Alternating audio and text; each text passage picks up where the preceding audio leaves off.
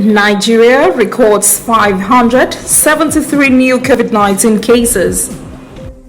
Federal government explains delay in payment of allowances of frontline health workers. In international news, Americans await charges in police murder of Rayshard Brooks. And in sport, Man United keeper Dean Henderson may extend loan deal with Sheffield United.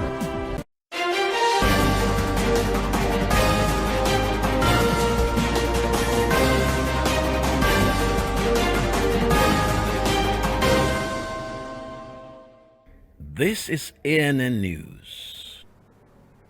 I am Olajumoke Olatunji. President Muhammadu Buhari, along with Senate leadership, Southwest governors, and leadership of the All Progressives Congress, has expressed sadness over the death of Bayo Shinawa, senator representing Lagos East. President Buhari described the late Shinawa, popularly known as Pepperito, as a diligent senator who worked tirelessly for the progress of Nigeria and the party. Lagos State Governor Babajide Sanwo-Olu and Interior Minister Rauf Aregbesola said the late senator was a key member of the 9th Senate and a true progressive who was part of the June 12 struggle. Senate President Ahmed Lawan said the late Shinawa served his country creditably in the Senate, where he was the chairman of the Committee on Industries. National leader of the All Progressives Congress, Bola Tinubu, describes Shinawa as a dear friend and political associate. Shinawa was 64. Nigeria has recorded 573 new COVID-19 cases, of which Lagos shared 216 infections. Rivers followed with 103 cases. 18 other states also recorded infections. Nigeria Center for Disease Control says with these new figures, Nigeria now has 10,885 active cases, while 5,349 patients have been discharged. The agency says with increasing daily figures, Nigerians must take very seriously the use of face masks and hand sanitizer. Meanwhile, the federal government has warned against reopening schools and public centers. Chairman of the Presidential Task Force on COVID-19 and Secretary to the Government of the Federation, Boss Mustafa, gave the warning during the PTF press briefing in Abuja on Monday. Mustafa says increasing COVID-19 figures have made it unsafe to send children back to school or allow events that would call for large gatherings. Mustafa appealed to state governments to embark on wider community testing and enforce rules on social distancing till further notice. Chairman of the Presidential Task Force on COVID-19, Boss Mustafa, says the renegotiation of health workers' allowances is the reason for the delay in the payment of the health workers' salaries. Mustafa also says the PTF is not involved in the management of funds donated by the private sector and did not receive any cash donation from foreign donors. The PTF chairman told the House Committee on Public Accounts payments for April and May are being processed. The COVID-19 lockdown in the country has not been good for blood donations and storage. Nigeria's blood donation level, which was already low before the pandemic, was further strained by the outbreak. As correspondent Kelechi Emekalam reports, a non-governmental organization has come up with a plan to draw attention to the problem and change the narrative for those in dire need of the life-giving substance. 35-year-old Nigerian Lydia Ghana suffers from sickle cell anemia. The life-threatening disorder means there's a shortage of healthy red blood cells to carry oxygen in her body. Lydia knows what it's like to depend on blood transfusion to survive. Since her first sickle cell crisis at age 3, the constant trips to hospital have been traumatizing. But what frightens Lydia most is the long wait for costly blood donations. Usually, for me, the person who donates blood for me used to be my mom, but she's of age now, and so she can't really donate blood for me. You know, it's hard. It's hard when you walk into a hospital and then you need blood immediately. You have to buy blood. The whole process is messy, and this is I don't think it's right. Blood isn't something that you should trade with. According to the World Health Organization, Nigeria has one of the lowest blood donation rates in the world. Its 200 million strong population has an annual blood demand of 2 million units, but it barely meets 25% of that demand. WHO says that only 10% of donors do it for free, 60% do it for money or other gains, while 30% only donate to family members. But Haima Health Initiative, a non-profit blood bank organization, is seeking to change this narrative. The initiative uses digital technology to save lives like Lydia's by connecting hospitals and patients with donors. The network already has more than 1,000 donor subscribers who have given 300 pints of blood. I'm actually a sickle cell patient, so this initiative is kind of personal to me because I understand how it is getting blood. Whenever we fall sick, we help get donors through our database. We have a database where people sign up to be a voluntary blood donor, and whenever there's a blood request, we go to our database and check for the matching blood group and the blood donor. Then we call the blood donors and give them the address of the hospital, and they go donate blood. We've been using social media lately, social media and then phone calls. One of the major things the organization seeks to do is overcoming the myths many Nigerians believe about blood and blood donations, and their campaigns are inspiring more to donate. I realize each time I donate blood, I feel good. So that's what actually inspires me, because I feel I'm saving life. As a first aider, if you're donating blood, you are saving lives. Number two, you give your body an opportunity to form new cells. A voluntary blood donor will have a lower incidence of having cancers, of having cardiac problems too. A WHO study in 2019 shows Nigeria's blood collection capacity is at an average 600,000 units per annum, grossly insufficient for its population of 200 million. Without a cultural shift to voluntary donations, the country may struggle to meet its demand for life-saving blood transfusions.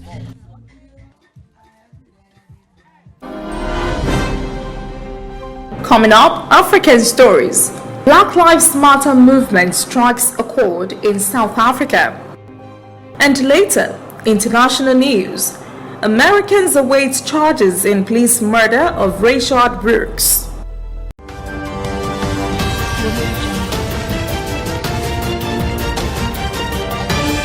You are watching ANN. Remember that Nyanya tell her I want marry. She dey come my house today. I'm gonna tell her to marry me. Remember what I taught you about playing music from the internet? I'm gonna play romantic music for her. The body remains small, make it done. Will you marry me? I have a surprise for you. Google, play me a romantic music. Everything is okay. Network is shaky. Google, play me a romantic music. Google, play me a romantic music. Maybe I should go. Don't let poor internet ruin special moments. Join the super fast and reliable 4G network and get double data. Now in the watch.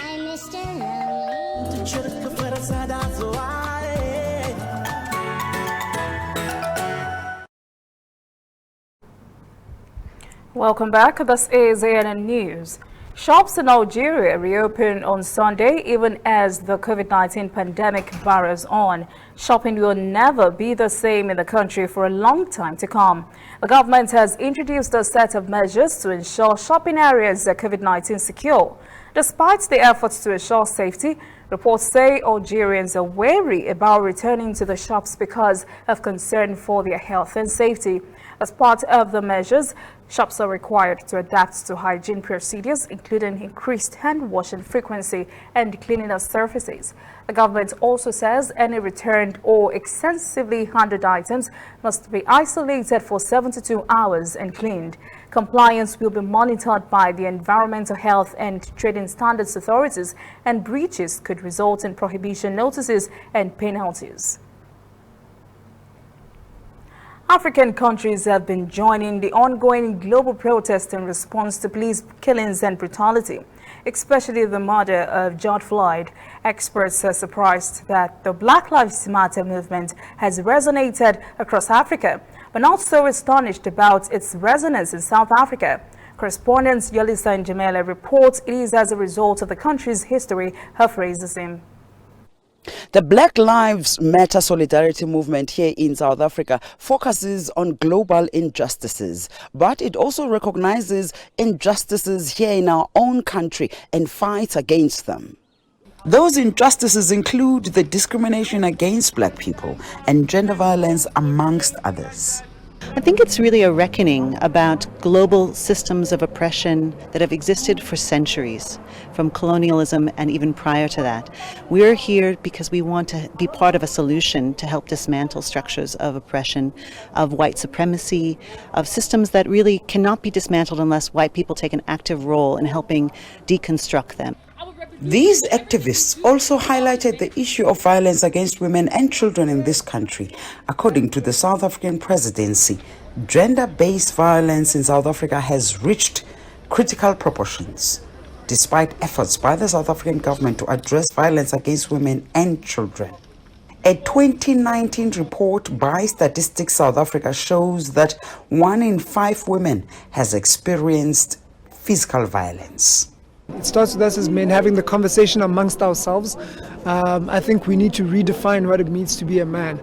You know, change the perspective of that a man doesn't cry, a man is aggressive, a man, is physical. We need to change that perspective. More protests and vigils are due to be held around the country, all in the name of fighting societal injustices and to continue to be in solidarity with the United States Black Lives Matter movement. Electric bikes are gaining popularity in Uganda, where there has been testing for some time now.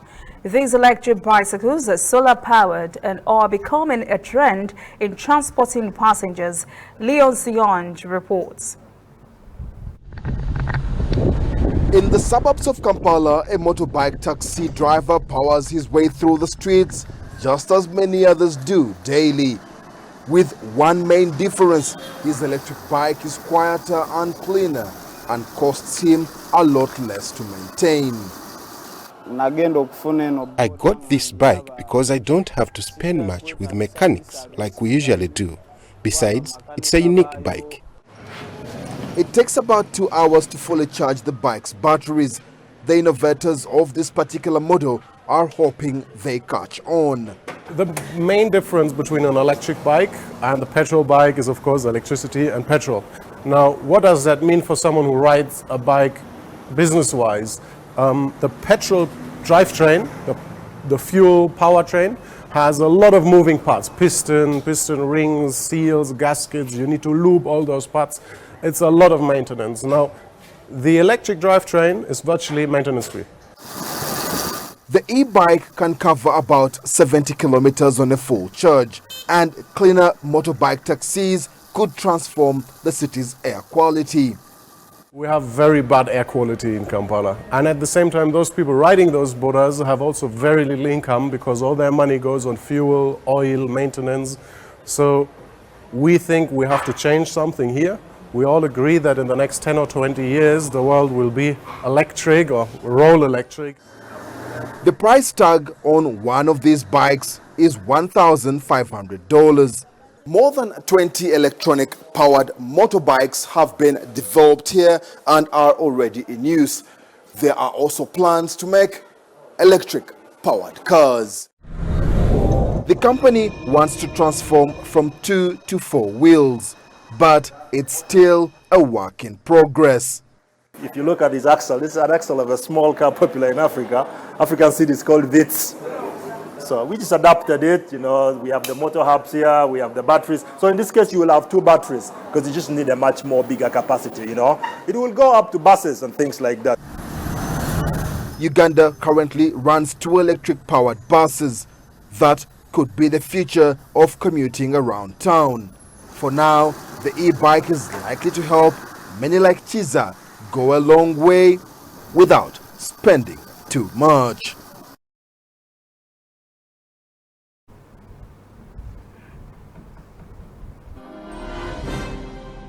When we return, international news. Americans await charges in police murder of Rayshard Brooks. And later, sport. Manchester United keeper Dean Henderson may extend loan deal with Sheffield United.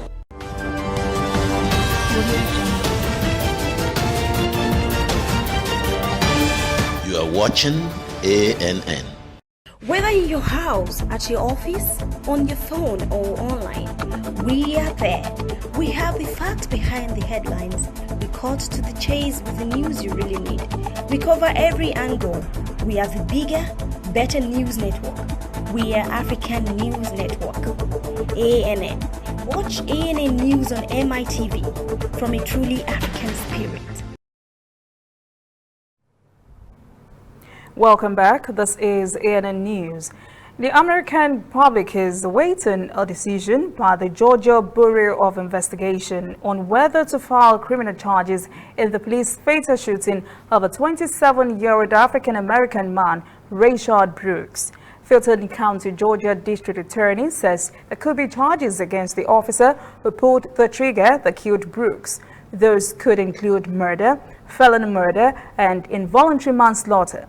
Brooks' family says the murder of Rayshard should be an impetus for systemic change. Meanwhile, protesters are still spilling into the streets across the country for the third week since the murder of George Floyd. They have now received new energy after the killing of Rayshard Brooks on Friday. Stricter COVID-19 containment and precautionary measures are being reinforced in Beijing after a new infection cluster was detected in a wholesale seafood market in the Chinese capital. All neighborhoods in the city are returning to level 2 response measures with round-the-clock personnel discharged in every neighborhood to check temperatures, inspect and verify health codes. Beijing is back on alert against the coronavirus. After a cluster was detected last week, new related infections have climbed to dozens. The investigation continues into the origin of the chain of infection. Evidence so far points to the Xinfadi wholesale food market in South Downtown's Fengtai district. Xinfadi is known as the city's food basket. It's been closed for disinfection. Several Fengtai district officials have been sacked for failure in duty.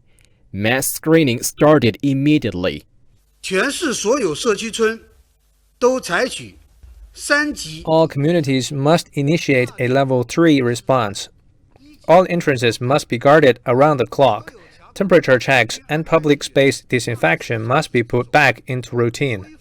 Indoor space for cultural and entertainment activities should be suspended. Beyond Fengtai and market in Haidian district also reported infections stemming from the same cluster. The market has also been closed and 10 surrounding communities have been put in lockdown. Some students are now back home for online courses.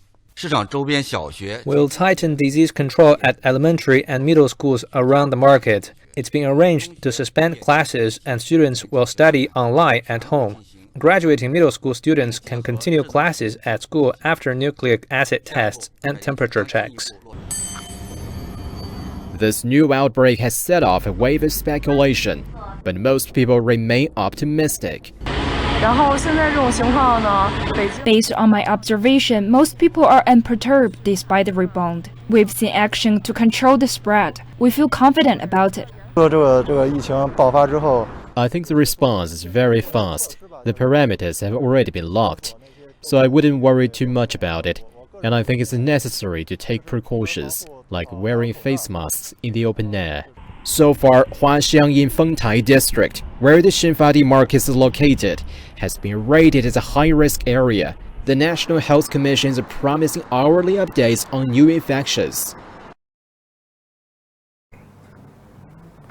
Researchers in Japan say COVID-19 is responsible for even more job losses than the 2008 financial crisis. Unemployment had already risen to a one-year high in March, and officials say the situation has only got worse. Those who have lost their jobs are finding it tough to get new ones. Grace Lee has more from Tokyo. Little by little, Tokyo's streets are coming back to life, and the morning commute is starting to get busy again.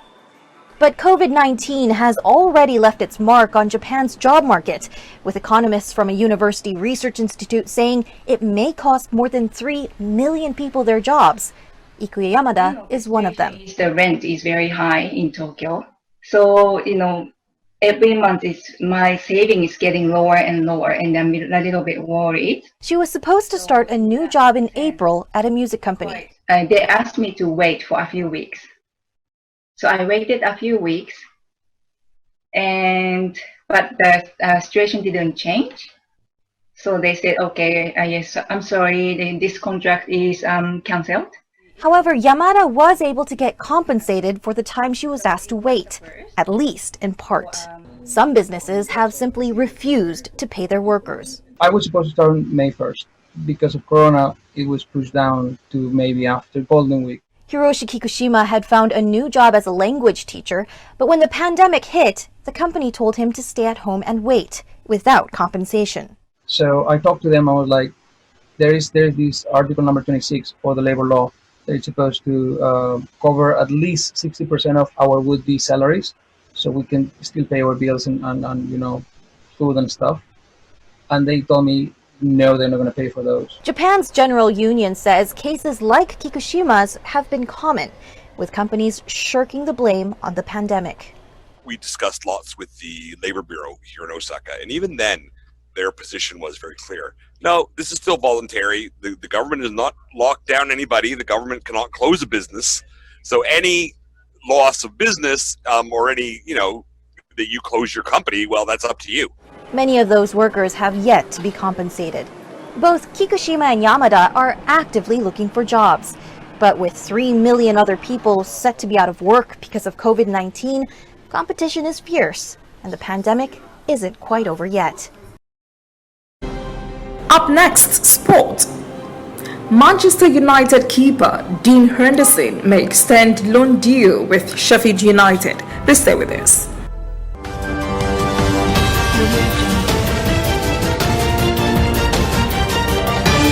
You are watching ANN. We are on the road every day, canvassing throughout Africa for news you really need. We follow the story everywhere, from every corner of Nigeria to the wide African expanse. We bring you what's making headlines. We connect you with news you can use. ANN, African News Network, in a truly African spirit. Welcome back. This is ANN News. In sport, Sheffield United boss Chris Wilder, organizers of the London Marathon, have cancelled this year's edition of the Great North Run because of the COVID-19 pandemic. It was scheduled for September with 60,000 participants already signed up. They are now focusing on making next year's edition a blast. A decision is expected on Sunday whether this year's London Marathon, already moved from April to October, would hold. That is ANN News this evening. Thank you for joining us. For details on these and other breaking stories, visit our website, annafrica.news. Conversation continues on our social media platforms, Twitter, Instagram, and Facebook at ANN Africa TV. I am Olajumoke Olatunji. Have a pleasant evening.